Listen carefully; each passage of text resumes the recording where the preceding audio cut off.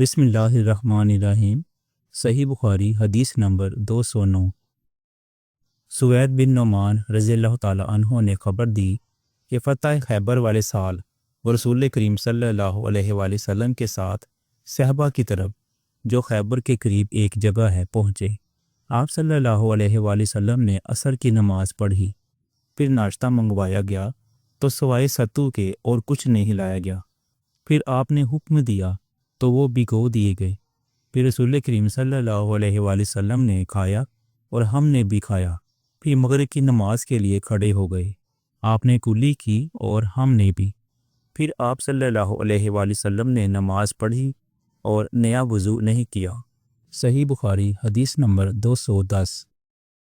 حضرت میمونہ زوجہ رسول صلی اللہ علیہ وآلہ وسلم نے بتلایا کہ آپ صلی اللہ علیہ وآلہ وسلم نے ان کے یہاں بکری کا شانہ کھایا، پھر نماز پڑھی اور نیا وضو نہیں فرمایا۔